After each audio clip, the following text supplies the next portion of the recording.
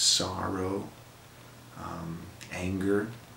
You know, most people have anger and sadness, and certainly we can find joy, you know, that's a good feeling. But some of the harder stuff to access in our real normal lives are things that I think as actors, as disciplined actors who are trained to understand who they are, so then they can access those feelings and assign them to choices they've made in the preparation leading up to the moment.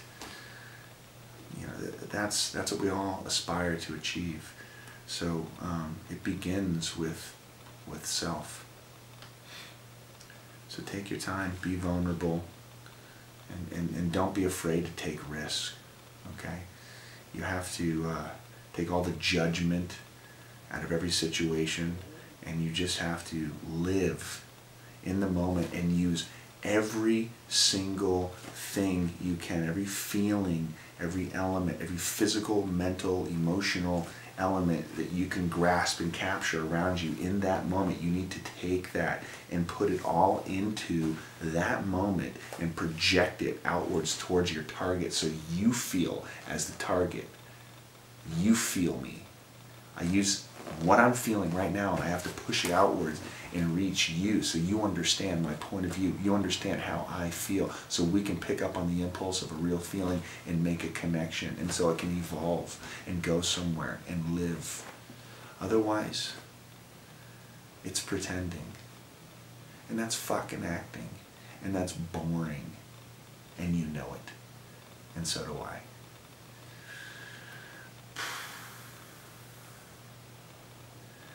Targets.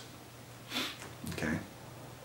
The more I can take in about you and your behavior and pick up on the impulse of a feeling, the more I can leave myself alone and live truthfully in this moment.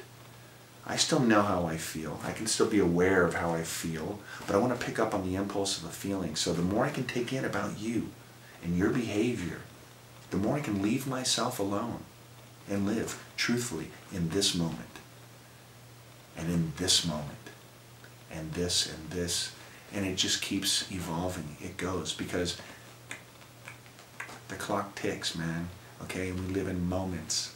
We can't second guess ourselves. We can't judge. We remove judgment. We leave head alone. We leave ourselves alone. So the more we can leave ourselves alone, and the more we can take in about the other person, we can live truthfully in this moment. Okay, reiteration, because I want you to understand the basic concept. Leave yourself alone. Okay?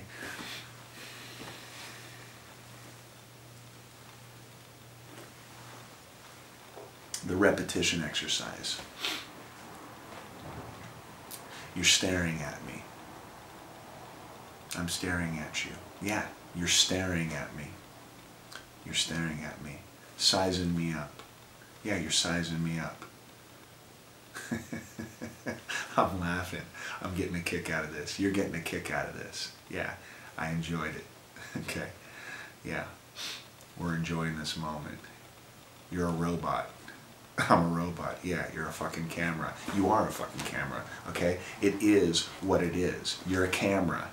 That's a matter of fact. I'm not asking a question. I know I'm talking to a camera. I get that, okay? You get that. Yeah, I fucking get that. You see that. Yeah. Obviously I know you're a camera. You know I'm a camera, okay?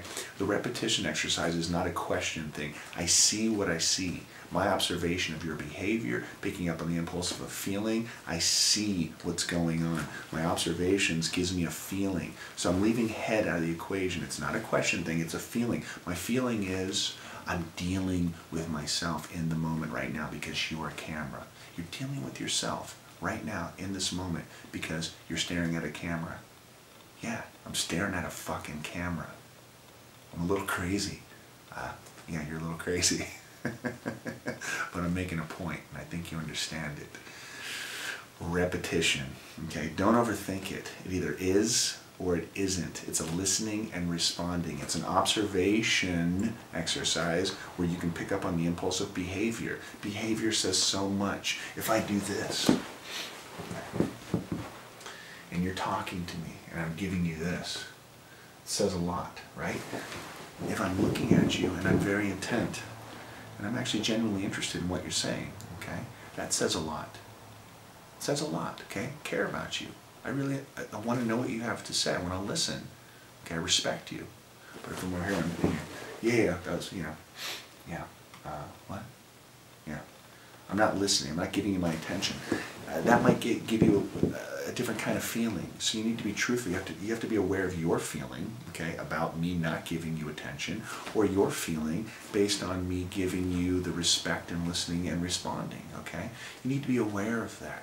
Not only of my behavior and pick up on the impulse of how I feel, but also how you feel based on my behavior. So it's like a mutual thing. We're connected. We're on the same frequency. And if we don't like each other, that's fine. But that is what it is. Okay? It isn't anything else but what it is. And it's in that moment. Not the moment I was just talking about, but this moment. Okay? Moment to moment, such as life. Okay? We live. We breathe, and we live moment to moment. That's what the exercise dictates. Don't second guess it. Don't think about it. Go with a feeling. Leave yourself alone. Your head, the enemy. Your feelings. Go with your instincts, okay? Your feelings. That's the repetition exercise. That's the moment-to-moment stuff. So if you've made choices in the world of the play, knowing who you are, what you want in the scene, how you feel about the other person opposite you, and an overall emotional connection to the written text, then you can trust that your subconscious has processed those choices, that you've assigned feelings to those choices. It now means something to you, and you can leave yourself alone and live in the moment, because you still have to deal with the other actor, the other person sitting opposite you. Okay, and everything and anything is subject to adjusting or modifying based on what they're giving you, not giving you. You like them, don't like them. You can't expect to know exactly how they're going to act or feel or behave. You have to still